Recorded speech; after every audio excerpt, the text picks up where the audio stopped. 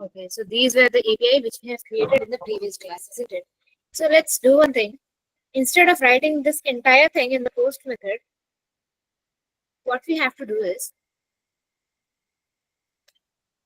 okay, so here, the same thing I am doing. Const user is equal to new. Instead of user, let's say I'm providing item. And here I will use this item that I have imported. Item. And then here I will provide request.body. After that, I will provide await item dot save in order to save the whatever data the user is providing. Save the data which the user is requesting in the body. And finally, we will send the response. Dot status and then 201 with a JSON format, and inside the JSON format, we will provide the item. So this is reduced the code, right? The code which we used to write earlier. So that code has been reduced. Getting my point? Yes, ma'am. So this is the another way through which you can take the data from the user as a request, and then you can save it in the database, and then you can send the response back to the user. Got it? Yes, Yes, ma'am. ma'am. So now we are left to do with the delete method, isn't it? So before starting the delete method, let's check if we want to read the data of a particular user. So initially, what did we used to do? We used to take the entire user's data which is present inside our database, isn't it? Yes, ma'am. Yes, ma'am. But this time, I want to read the data of a particular user, of just one user. So for that, what I have to do is just the same way.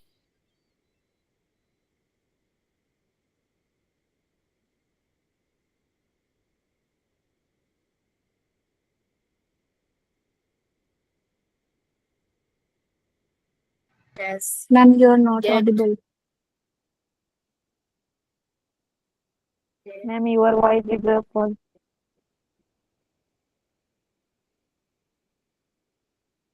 hello. Yes, ma'am. Yes, ma'am, audible. Ma'am, your voice are lag. Ma'am, you can continue. All right. I hope I'm audible right now. Yes, ma'am, you are audible. Yes, ma'am. All right. So in order to read the data of a particular user, so here I will provide the API endpoint as get one, and then I will provide ID. After that, I will provide one more function, that is an asynchronous function. Inside this, I will provide request and response.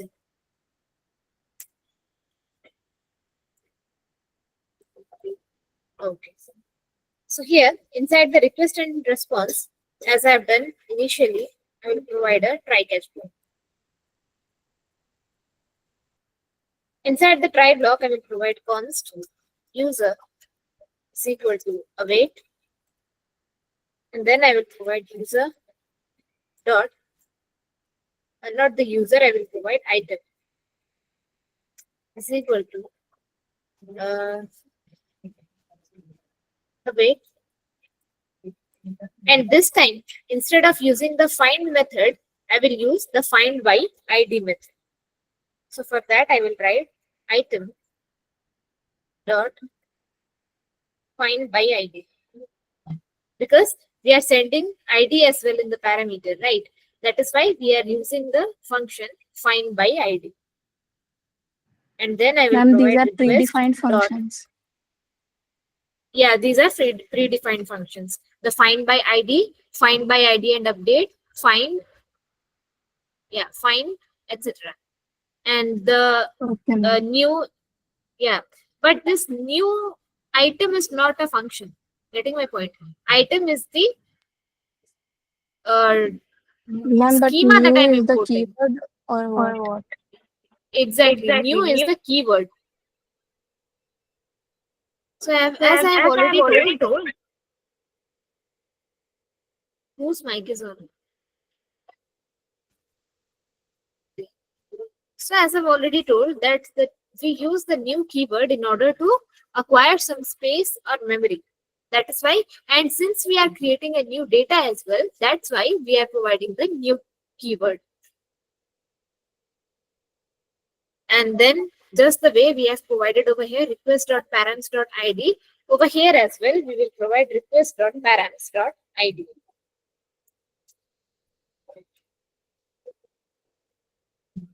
And then here, if the item is not found. So here I will provide if not item. Then return. What will it return? A response with a status code 404. And inside the JSON format, it will provide the error.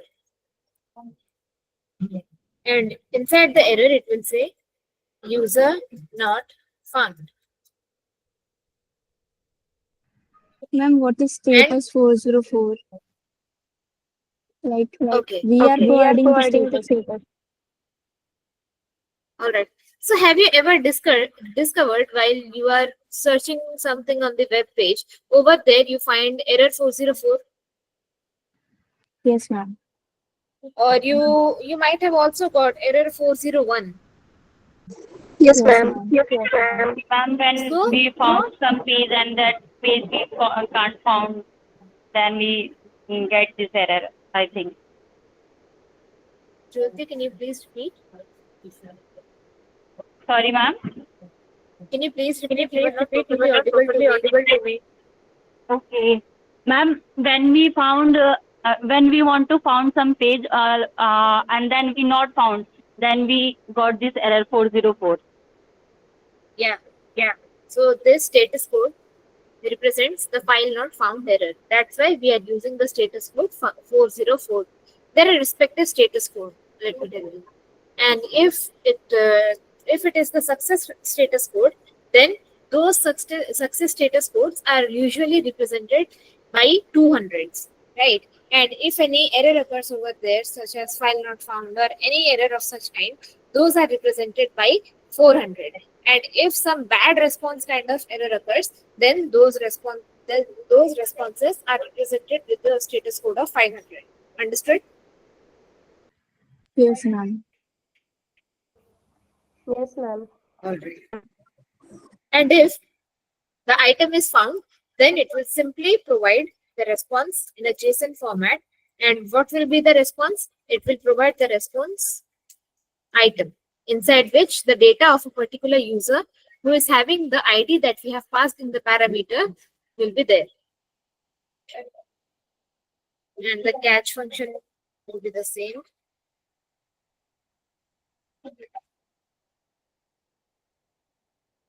All right, let's just save it. Let's move to the Thunder client.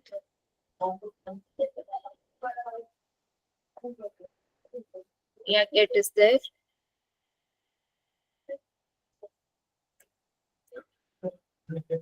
What was the port number?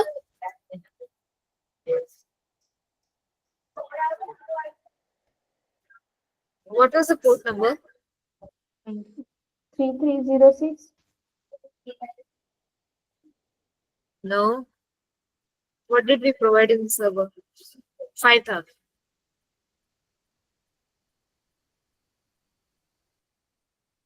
5,000.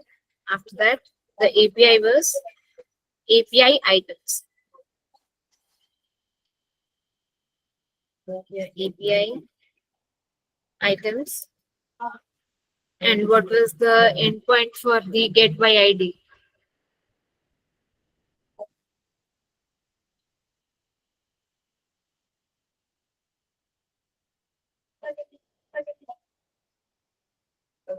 It was get one and then ID.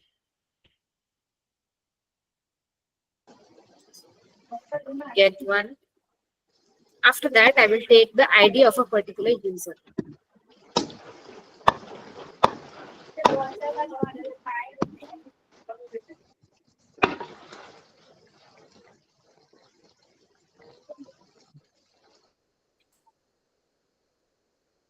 So this will be the same thing. Whoever will switch their mics on, if you do not want to say something, or if you do not want to ask something, right? So just be very careful with the mics being on.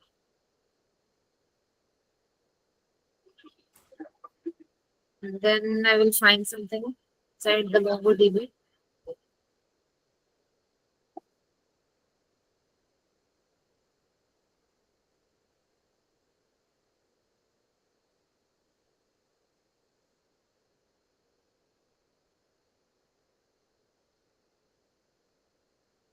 Okay, let's copy this particular ID.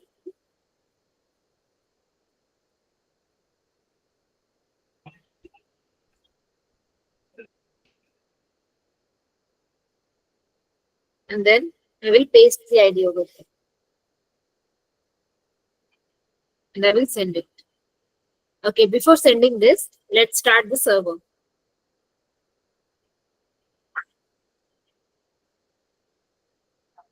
The file name is backend, right? CD backend. And then node1 server.strings.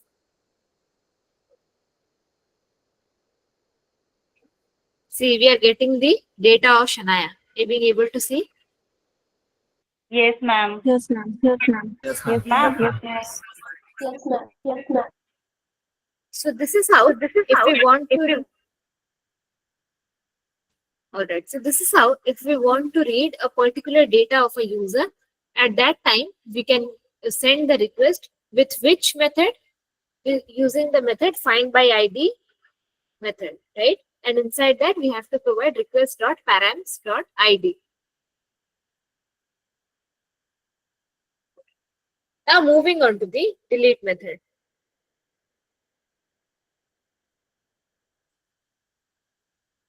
Here again, I will create a delete method. So just can you guess one thing?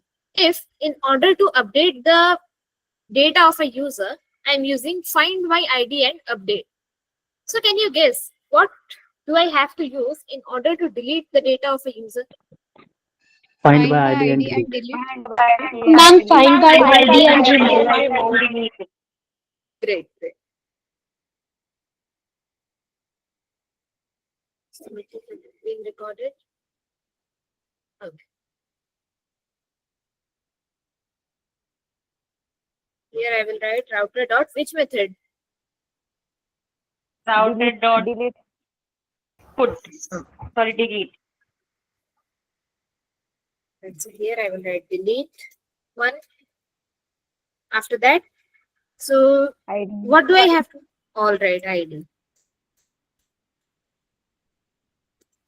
Async request and response. Ma'am, I have a question. Can I ask? Yeah, sure. Ma'am, why we use delete one and update one, get one? See, those are the API endpoints. Ma'am, your voice is repeated. Dipali, Okay. I think you have a network issue. Like Jyoti, if you are switching mic on and I'm thinking able to listen to my voice. If you are switching your mic on. Sorry, So ma'am. at one time, either of us. Jyoti, can you please switch your mic off? Yeah. So that's what I was saying. So whenever Jyoti is switching her mic on, so whatever I'm speaking over here is being repeated twice, right? So when I want to ask, like when I'm saying something, then you people are ought to switch your mics off. And if you are saying something, then I will keep my mic switch off, right? All right, all right. So okay, Jyotis. Now coming on to your question, like why are we using the get one and delete one? So these are the mere endpoints, right? You can provide any kind of endpoint as per your choice, like the way just I have provided over here. Here, get one.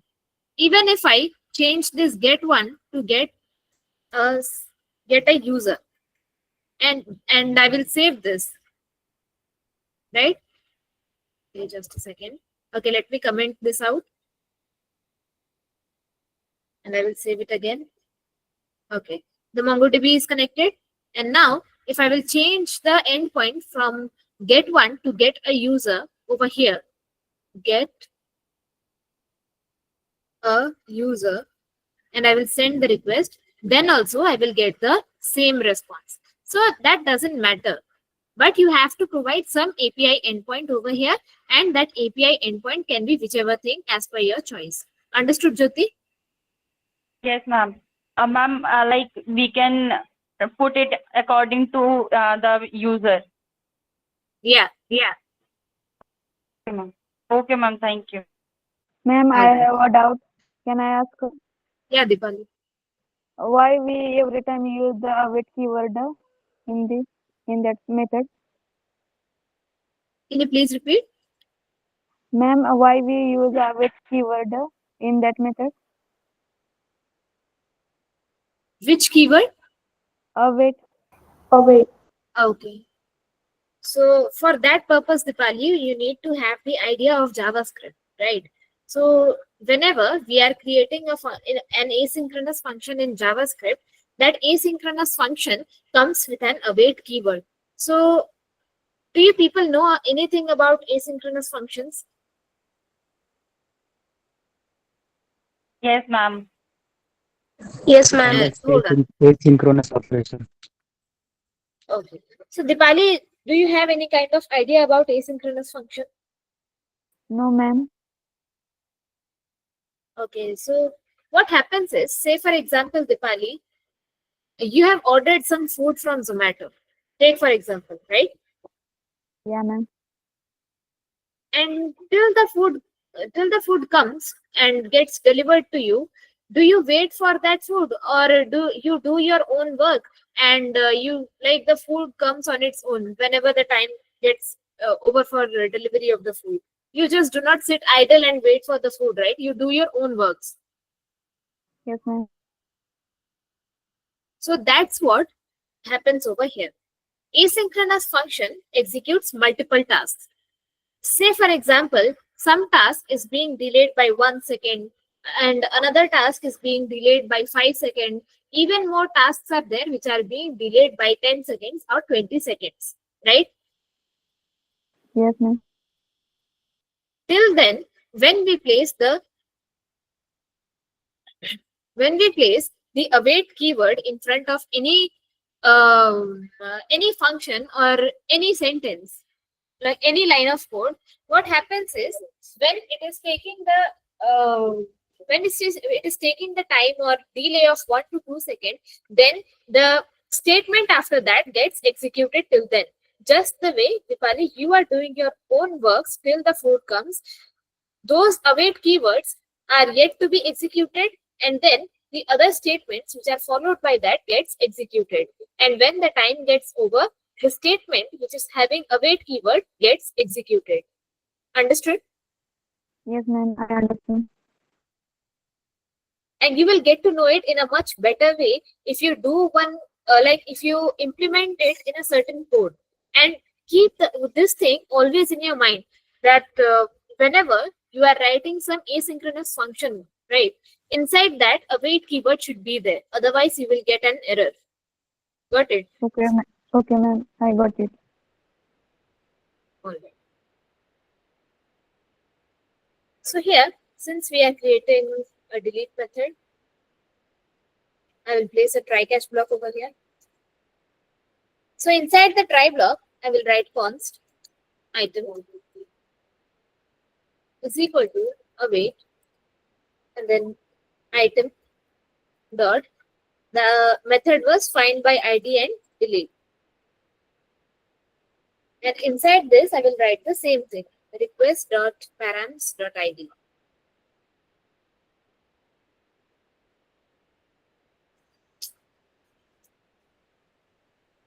Ma'am, in this line, request params dot id. What is params? Parameters are these things which are a part of URL. Okay, ma'am. Yeah. Or like these are the Ma'am. endpoints only, but yeah. Can I know the difference between response and request key params? Basic difference between request and response. Basic difference, the word itself says that. Say for Where example, we use request response. or response. Okay. So Avinash, tell me one thing. Hold on. Yes, ma'am. Hold on.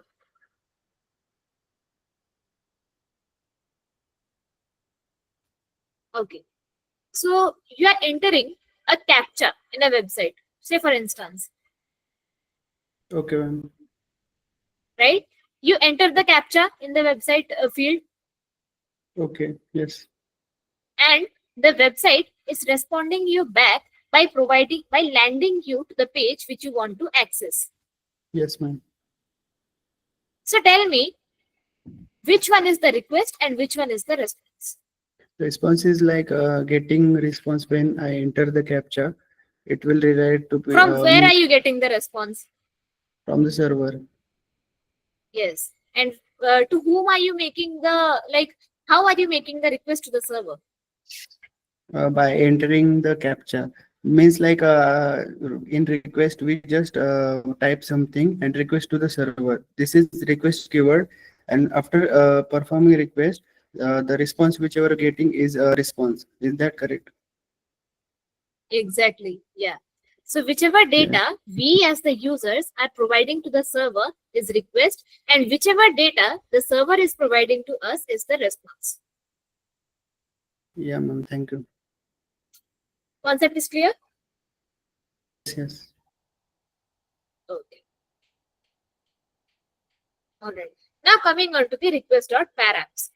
So here, as the parameter, we are requesting, like, what are we sending? We are sending the ID, right?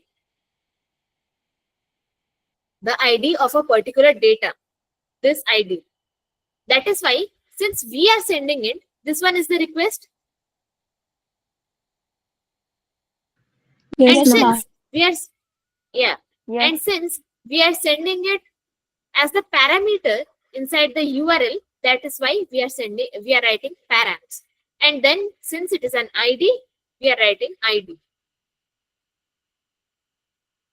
Okay. So after writing this, I will provide. So do we need to provide any data inside the body in order to delete a particular data? No, ma'am.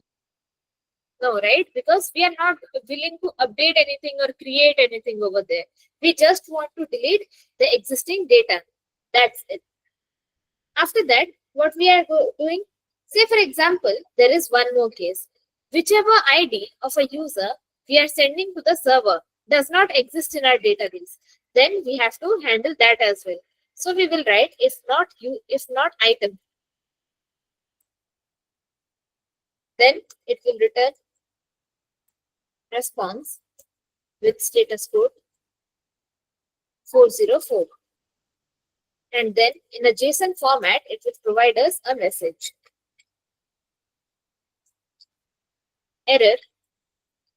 And then whichever error is there, it will be provided to us as a message. And if the user is found, then res.json. After successfully deleting the user, it will provide us a message. user got deleted from the database. So we will be receiving this message as the response.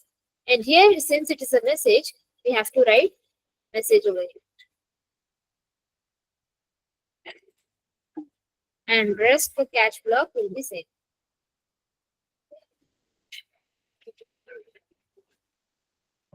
I will save this. And this time, I will make the delete request.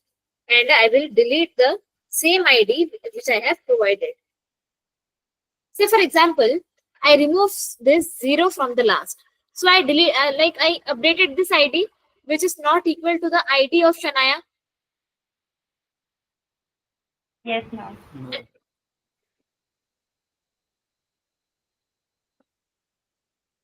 Okay, let's run Ma'am, this server in is not Postman. running. Server is not running. Okay, all right. Okay.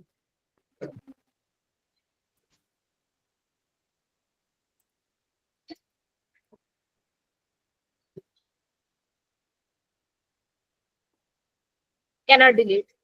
Are you seeing this message?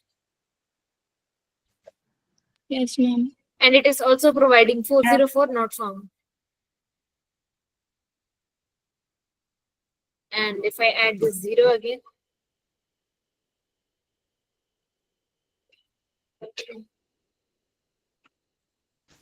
And you are hitting on wrong API. I think. Okay, it should be delete 1. All right.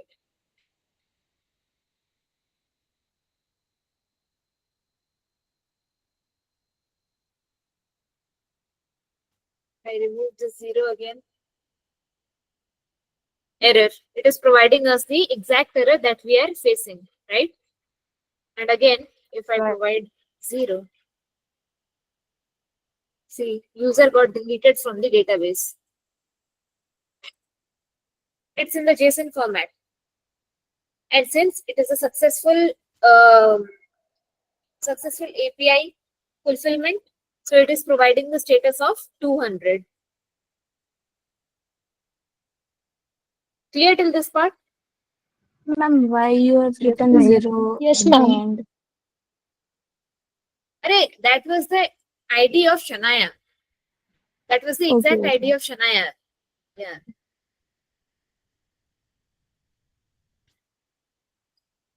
All right. So by this, we are done with the crude operations. Now the next thing that I can't understand. Can you repeat it again, please? which part, Jyoti? Sanaya. Actually, my network was gone. That's it. All right. So let me select one more ID here. So Shania is present over here, right? So what if I refresh this? Can you see Shania got deleted? Yes, ma'am. Yes, ma'am. Yes. What if I want to delete Elena?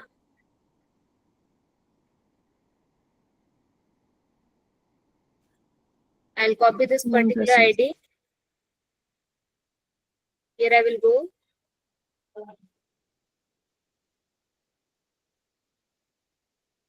And then I will paste it here. And then I will send it again. User got deleted. Now if we refresh this, Elena got deleted. Understood? Yes, ma'am. Okay, so this was the much of the crude operation. After that, we are having the login and authentication part.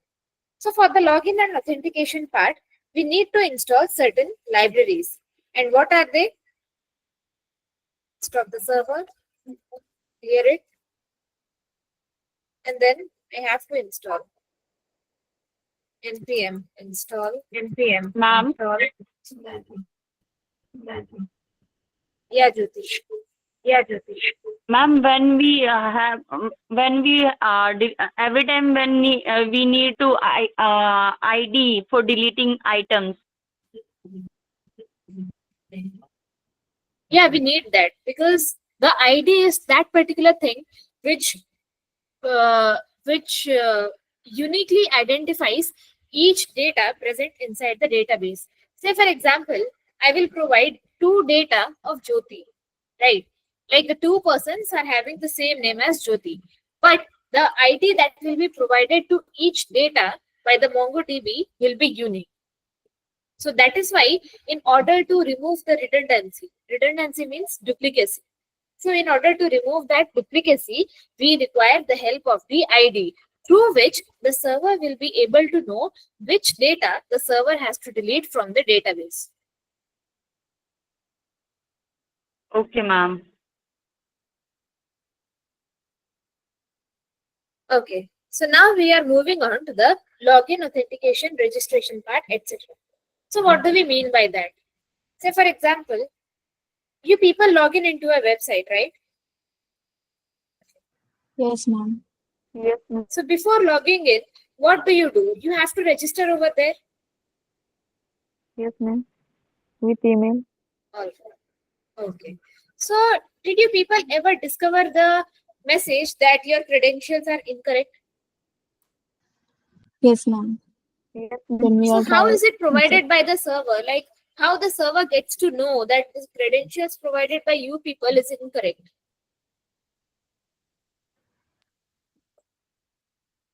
I think it Ma'am, depends server on has the to be If we are provided. providing wrong password. data server database can be so. Okay. So at the time of registration, whichever data you provide to the server, right? Like from the front end, of course, with the help of the front end, whichever data you are providing to the server, that data gets stored in the database, right? And whenever for the next time you try to log into that website, and you have to again provide your email ID and password to that website, what happens at that moment is we have to use certain methods over there. What methods are used? Those methods are used which is used to compare what?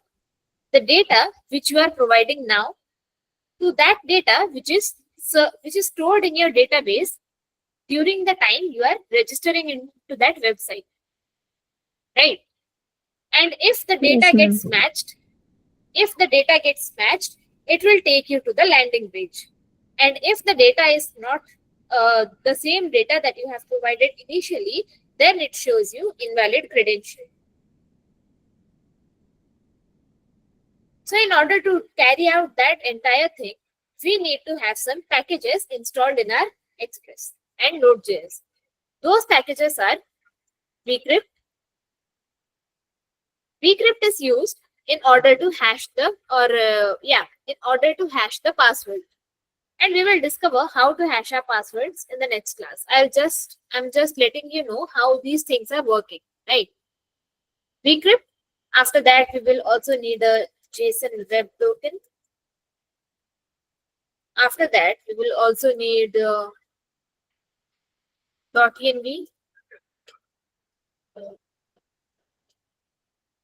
vcrypt JSON web token .env. What more? Yeah, that's it.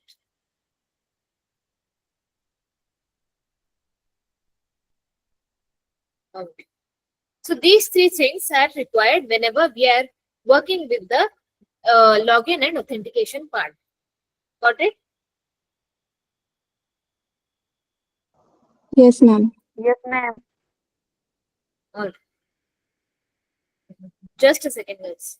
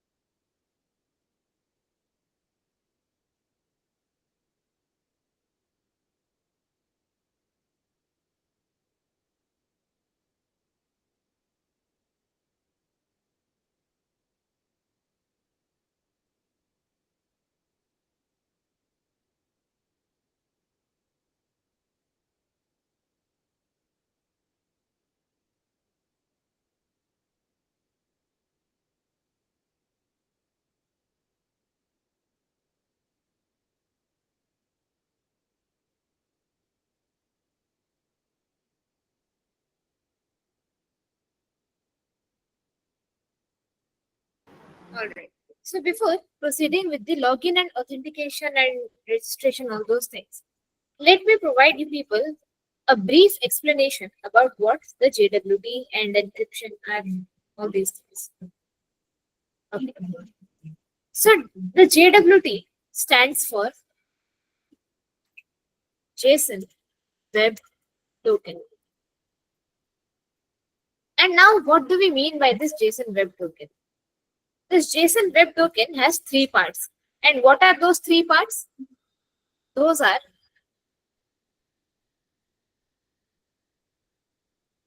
let me write over. The JSON Web Token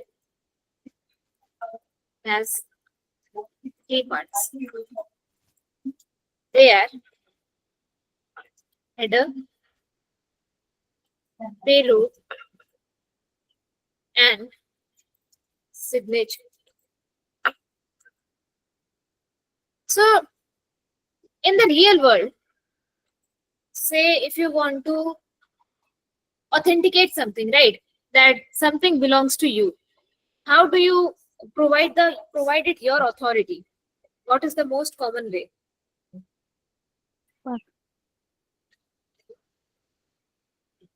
Like say for example, okay, just leave. Okay, hold on. Just leave this entire thing: username, password, etc., etc. Okay. Say for example, if you are issuing a check, nowadays there are no checks. Yeah, signature. So your signature is something which makes sure that the check belongs to you, right? And that authenticates your permission. That's what we call, that's why the signatures exist, right? And how do we virtually signature something? In order to virtually signature a token, we use the secret key. So here, let's write this. Secret keys are used to sign the token. And now the question arises. Which question? Why do we need the tokens? Fair enough, right? Why do we actually need the token? Yes, ma'am. Explain what is token even. Okay. So each time we make a request to the server. So how will be that server be able to recognize whether the request is being sent by that particular client only, who is having that email ID and password? How will the server recognize? Say, for example, if someone is stealing your email ID and password and using it for their own benefits and sending the request to the server, what will happen at that time?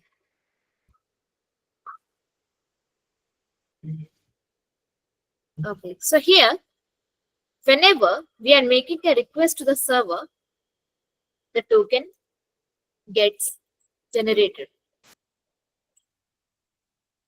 And now, how does this token get generated? So, in order to understand this, let's see the token is made up of what? The token which gets generated is made up of many things, such as the information of the user,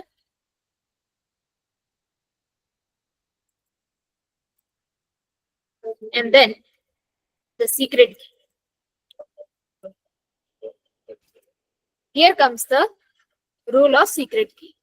So whenever we are providing the secret to a particular token, means that providing secret key to a token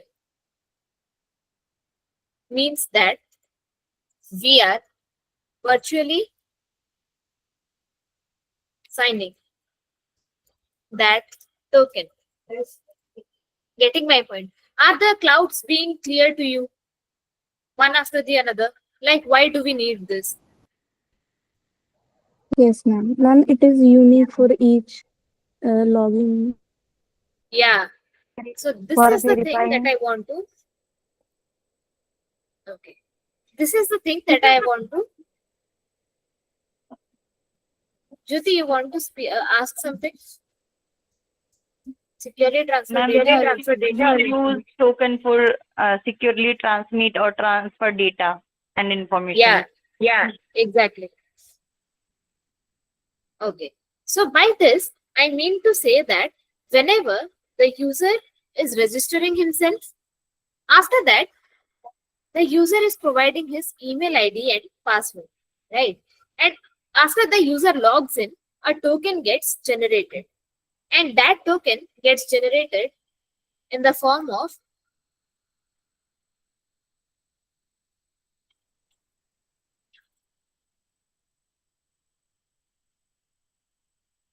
Alphanumeric value.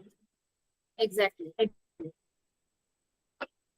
So this one is your actual token and this is your prefix. Getting my point? Understood till this much? Ma'am, Yes, Why ma'am. we write error? Always. Yes, ma'am. Okay, who wanted to ask something? Like, why do we write what? In a token. Yeah, what do you want to ask? Properly ask him. What are you trying to ask? In token what? Why we write bearer in token? Bearer word. We are not. Okay, listen. We are not writing bearer in the token. Whenever the token gets generated, the token always comes with this bearer prefix. Getting my point? Okay. So whenever a token is being generated, it is always having this bearer as the prefix. So what do we need? We need only this token, right? And we do not need this bearer. So in order to remove this bearer from the particular token, we use something, and that is we at first store this token in an array. Store this token in the array, right? And after storing the token in the array, what we use? We use the split function. And what does this split function do? It splits this bearer from the token. After splitting that,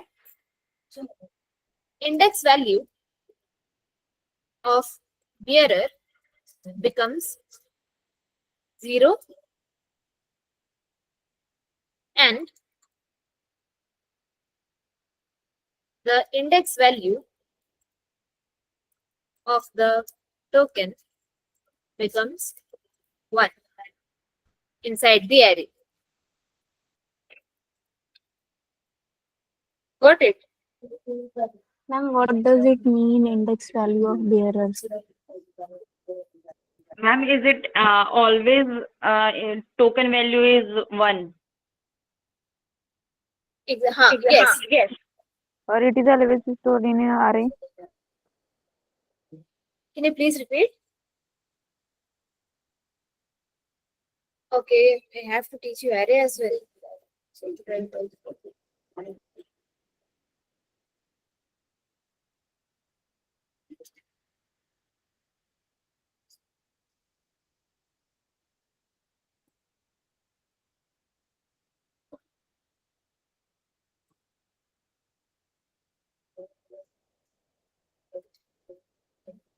Tell me the index value of true.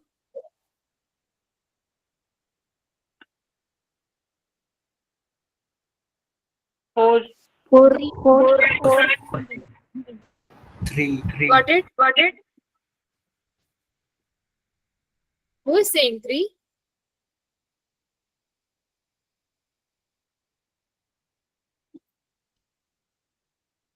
Okay, just raise your hands who are saying 3. Index value 2 is green, Of- ma'am. Index value of true, TRUE, true.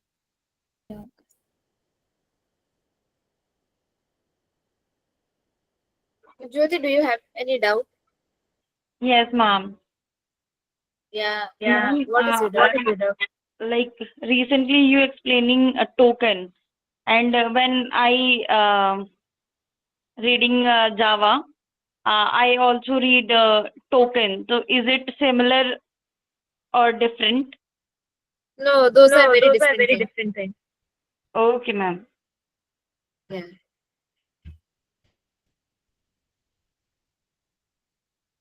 That token is something else. Like whichever thing that you are. That token is mean it's the smallest part of the programming. Yeah. But here in this case, this one is the. In this case, this one is the JSON Web Token. Okay, ma'am, I got it. Yeah. All right. So we will discover this more in the next class by writing the codes. You got to understand the theory part? Yes, ma'am. Yes, ma'am.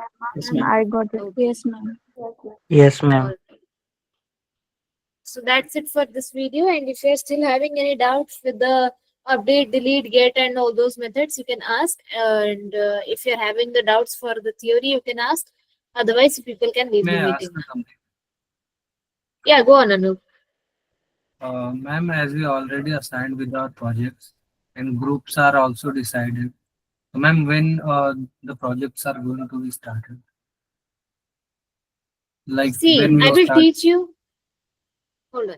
Okay. See, I will teach you whichever thing like the authentication, login, etc. You have to provide the same thing for your project. Can you tell me the name of your project? Okay, ma'am.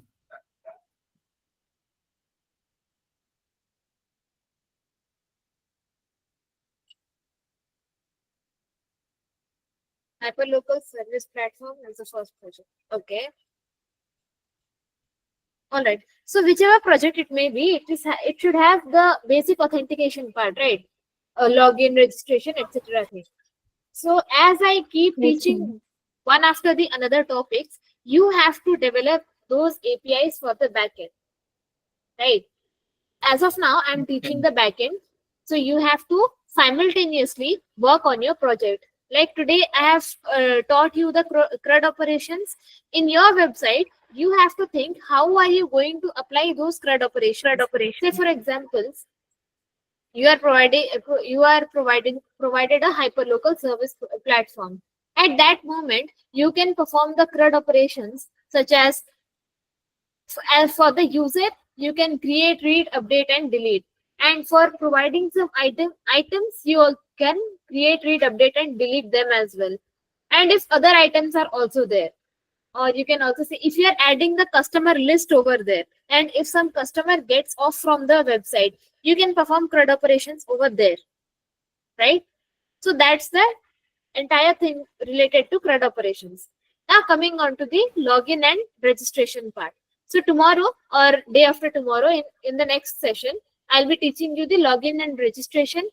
What you have to do after the classes, you have to write the same login and registration functionality for your website.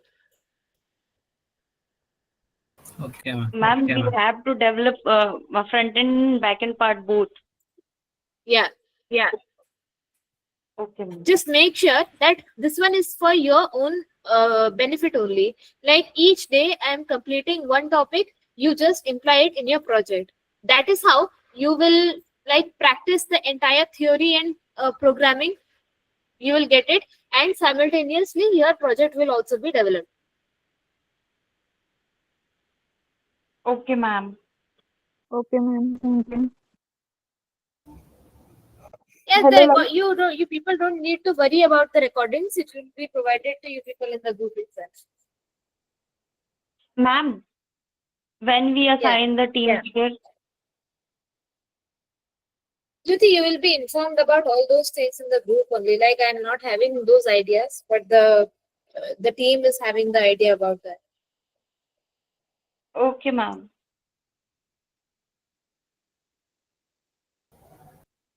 Hello, ma'am. Okay, bye bye everyone. Yeah, Tanuja. This topic share grouप वो topic group में share होंगे या पूरे इसमें assign किए group में share होंगे क्या?